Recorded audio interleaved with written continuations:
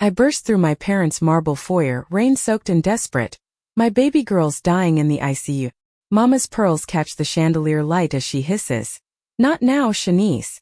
Devon's engagement party isn't the time for drama. My 7-year-old needs heart surgery in 51 hours or she's gone. Daddy checks his Rolex and sighs like I'm interrupting business, not begging for my daughter's life. We already spent $275,000 on Devon's wedding. Non-refundable deposits. The words land like stones in my chest. I look around the room.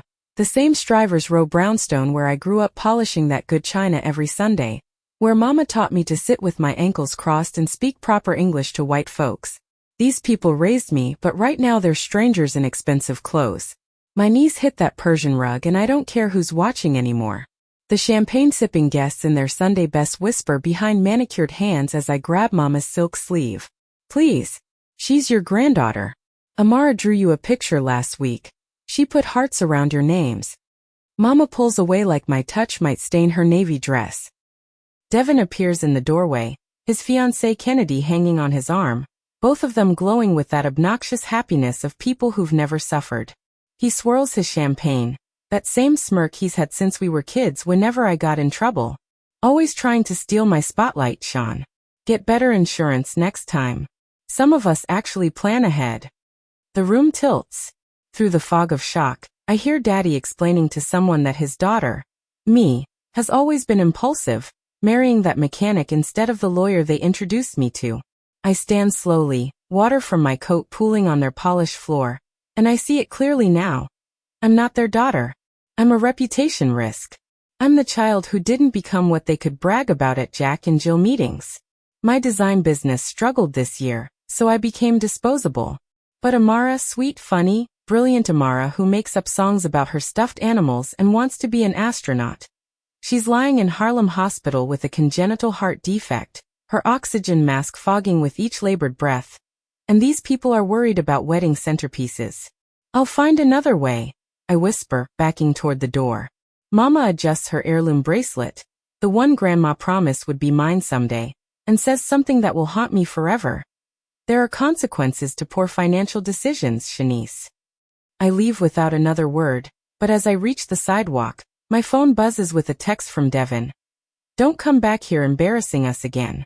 Daddy's already making excuses to the Hendersons about you. Marcus finds me in our kitchen at 3 a.m, surrounded by rejection letters from every bank in Manhattan. His dark eyes are hollow, his mechanic's hands trembling as he places a crumpled check on our table. $42,000, he says quietly, his voice cracking. Johnson bought the Mustang.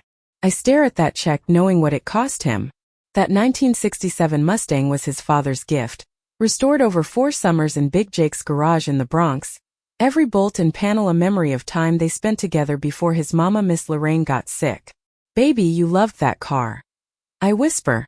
But he just pulls me close, his cologne mixed with motor oil that scent that means home. I love our daughter more.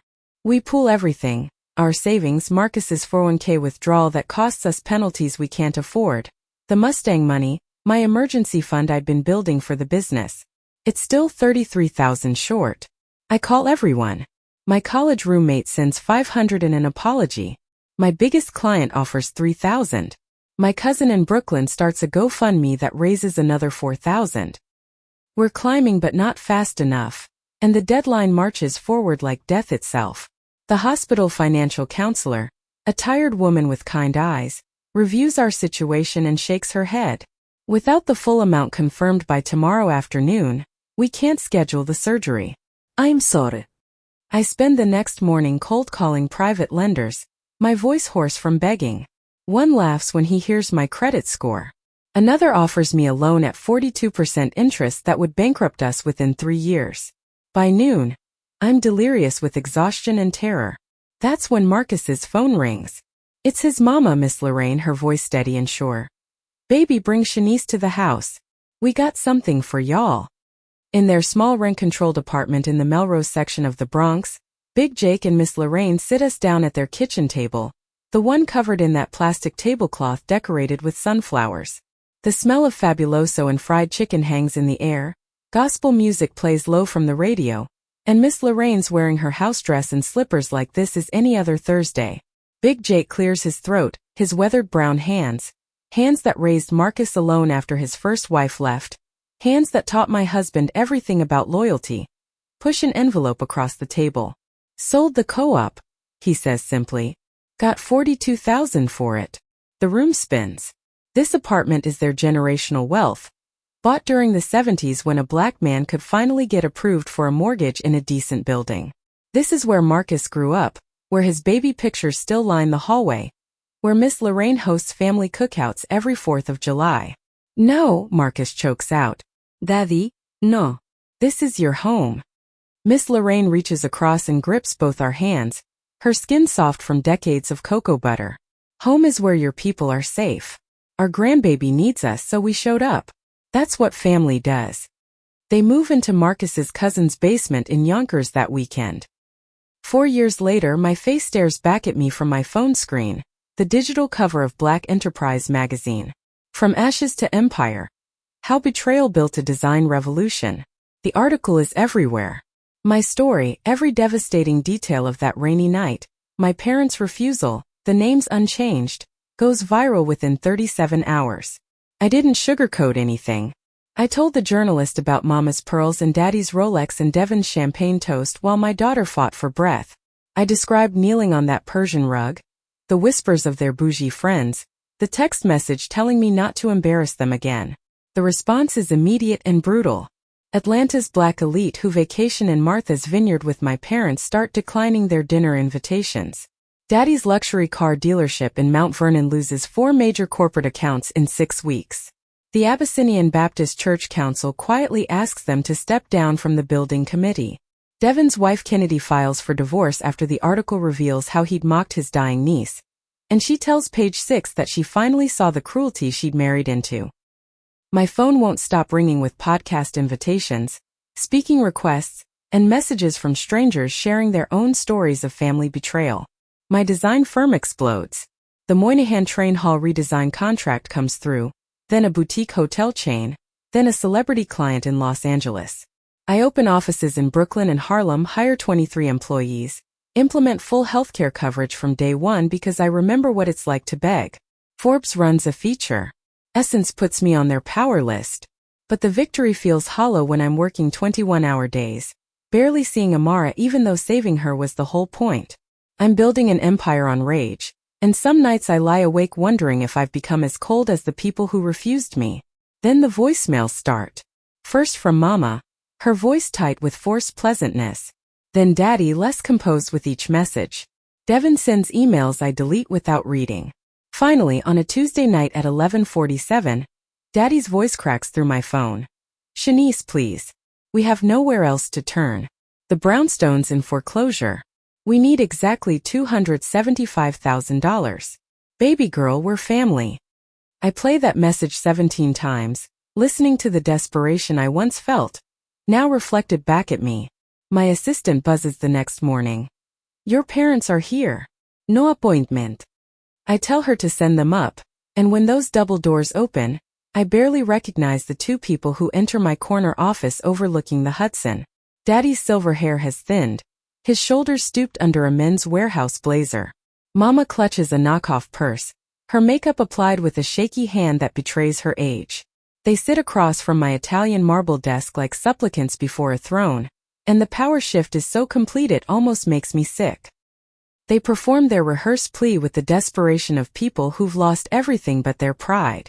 Daddy leans forward with clasped hands, attempting his old boardroom authority, but his voice wavers. Family should stick together during difficult times. Mama nods too quickly, her eyes darting around my office, cataloging my success. We always knew you had potential, sweetheart. The compliment lands like an insult. I let the silence stretch until they squirm. Then I reach under my desk and pull out a black leather suitcase, placing it between us with a heavy thud. Open it, I say. Daddy's trembling fingers work the latches. Inside, stacked bills fill every corner. $275,000, exactly what they need. Mama gossipes. Daddy's eyes well up with tears that disgust me because they're for himself, not for the granddaughter he let suffer. Shanice, I don't thank you, baby, we can. This isn't forgiveness. I cut him off, my voice steady and cold. This is me buying my freedom from you. I stand, walking to the window where the afternoon sun paints Harlem in gold. 4 years ago, I knelt on your floor and begged for my daughter's life. You chose a party. You chose appearances over blood. You let strangers save your granddaughter while you worried about your reputation. Mama starts to speak, but I raise my hand. Marcus's parents sold their home, their retirement, their generational wealth, and handed us the money in a Ziploc bag without hesitation. They moved into a basement. They sat in that hospital waiting room for 17 hours. They taught Amara to fish while she recovered. They showed up. I turned back to face them. That money in the suitcase? It's every dollar you need to save your brownstone. Consider it payment in full for 34 years of conditional love. But after you walk out that door, we're done. You're not my parents anymore. You're just people I used to know. Daddy opens his mouth to protest, but I pull out a legal document from my desk drawer. I've already filed the paperwork to remove you from Amara's emergency contacts, her school records, everything. Big Jake and Miss Lorraine are listed as her only living grandparents, legally and spiritually. Mama's mascara runs black rivers down her cheeks. You can't just erase us. Watch me. They leave with the suitcase, shoulders bent under the weight of their salvation and shame. I stand at my window until the sun sets, watching the streets of Harlem pulse with life below. That night, I leave the office at 6 for the first time in months and drive to Sugar Hill, where my new brownstone, ironically in the same neighborhood my parents lost, glows with light and laughter. Amara's 10th birthday party fills our backyard with children's squeals and adult conversation. Big Jake teaches 3 kids how to cast fishing lines made from sticks and string. Miss Lorraine arranges a buffet of baked mac and cheese, collard greens, and her famous cornbread while gospel music drifts from the speakers. Marcus finds me on the back porch, sliding his arm around my waist. You good? He asks, and I realize I am. The leather suitcase I gave my parents was heavy with cash. But walking away from them? That made me weightless. I'm perfect, I say, watching Amara blow out candles surrounded by people who chose to love her. My design team, Marcus's family, the 12 families whose children received surgeries through the foundation I started in her name. True wealth isn't marble foyers or heirloom bracelets. It's this, chosen family, genuine laughter, and the peace of knowing that when I needed them most, the right people showed up. The best revenge isn't destruction. It's building something beautiful that the people who hurt you can never touch. If this story made you stop and think, go ahead and subscribe, and leave a comment telling me where you're locked in from. I read them all because I want to know you're there. Your comment might be the lifeline for someone else who thinks they're the only one going through it. We're all just trying to make it through. And sharing our truth is how we ensure no one gets left behind. Stay sharp, listen to your gut, and never forget that the choices you make today define your tomorrow. You feel me on that?